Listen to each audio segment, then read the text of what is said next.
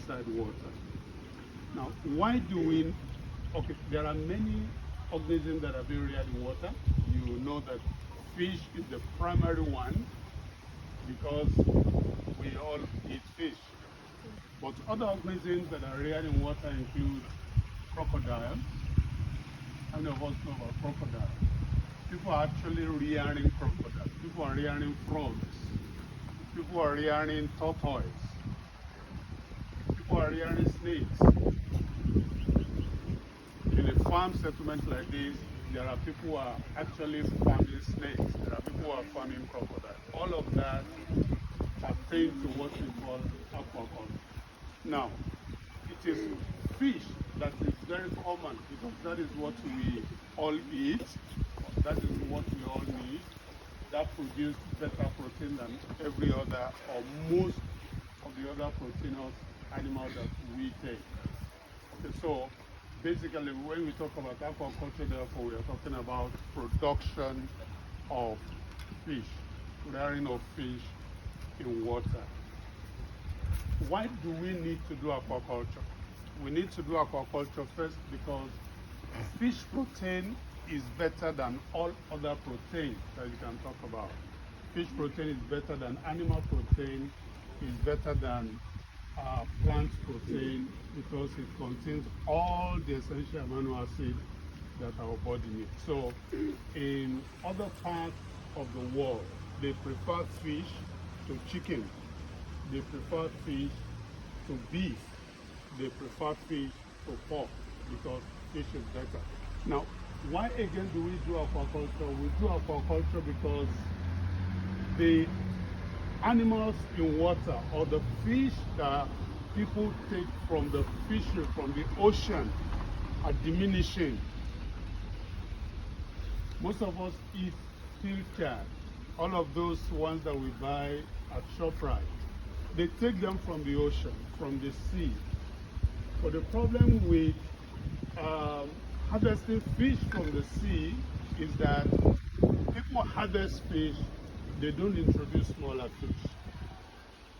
So, and when you keep taking and you are not replenishing, when you keep taking and you are not returning, what happens eventually is it begins to diminish, it begins to decrease, and actually some of them begin to die out. So, in the fishery environment, where people take fish from the sea, we don't have much fish again from the ocean because we are not replenishing the ocean. Therefore, if we don't have an intervention, then it may come to a time where we're not going to have fish again. Because even if you watch YouTube, you see trawlers who go to the high sea to get fish, you see that most of the fishes that they catch are so tiny. Big fish are running away or they're dying.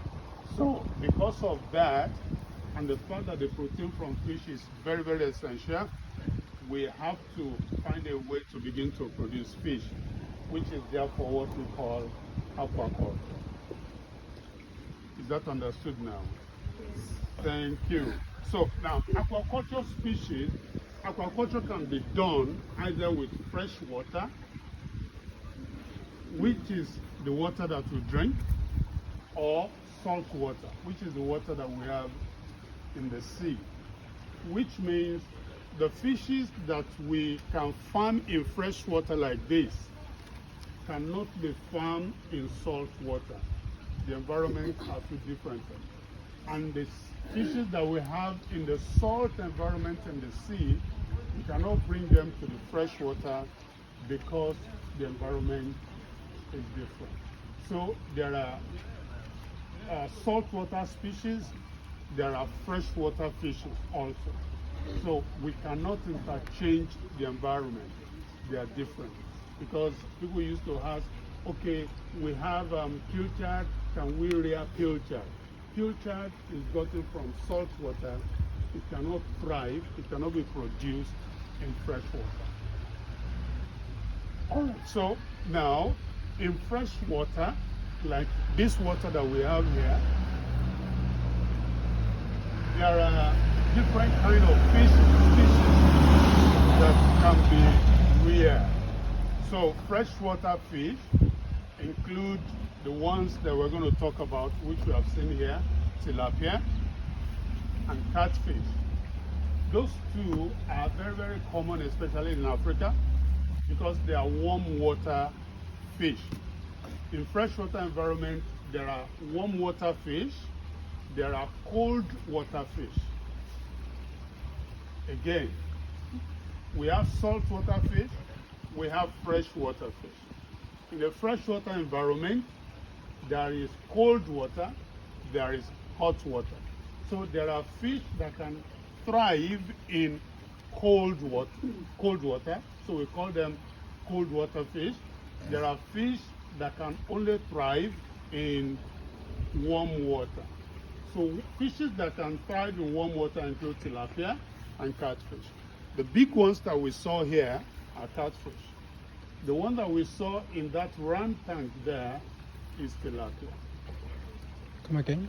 Cold water species include trout, carp, all of that we hear them do in Western Cape. They are cold water fish species. We get there, we find them there.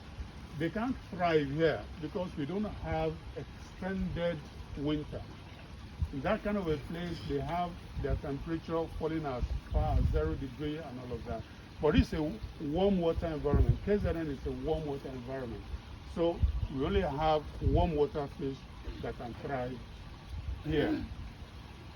Should I continue now? Yes. Thank you. So, therefore, in KZN, we talk more of tilapia and catfish. Catfish and tilapia. Tilapia is divided into two groups. Let me say it like that. We have a tilapia group that we call Oreochromic tilapia. And then we have the other group that we call just tilapia. The difference is this. Oreochromic tilapia, which include Oreochromic niloticus, that is tilapia that are gotten from the Nile, niloticus, or Oreochromic mozambicus, that is tilapia from Mozambique. Those two, they are Oreochromic because when they want to breed, they want to produce hatchlings, fingerlings, the small babies. Now, the female will lay the egg in a corner, the male will fertilize it, and after that, the female will carry the egg in its mouth. And for a period of about 2 weeks, the female will not eat. So all the female here, I clap for you. So just like women do, Oreochromics also do the same. They lay egg, it is fertilized, then they carry it in their mouth for about 2 weeks. The egg will hatch in their mouth and develop there for about 2 weeks. Then they release the egg. So all the tiny, tiny fish that we have here, their mother actually bred them from the mouth. And after about 2 weeks, release them. Whereas the other tilapia group laid the egg, the male fertilize it, and then the male and the female run away. So the egg will have to hatch and fight for itself. So Oreochromic tilapia, we call them mouth brooders. They brood the egg and hatch them in their mouth. That is about breeding. When you want to breed and it is tilapia, you have to find out whether they are Oreochromic. In Southern Africa, we have Oreochromic mozambicus, basically. In the rest of Africa, we have Oreochromis niloticus. But South Africa government does not want niloticus in South Africa. Like I said, niloticus is from the Nile, from North Africa, and it has gone as far as West Africa.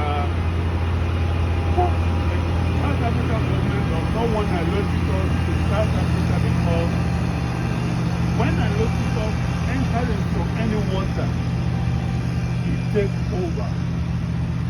So if Niloticus should come here, it will breed with the Mozambicus that is known here, and then that gene pool will be destroyed. So the fish that we have here are Unizulus Mozambicus. They are smaller, they are not as big as Niloticus. So that's just a difference. In the breeding of catfish,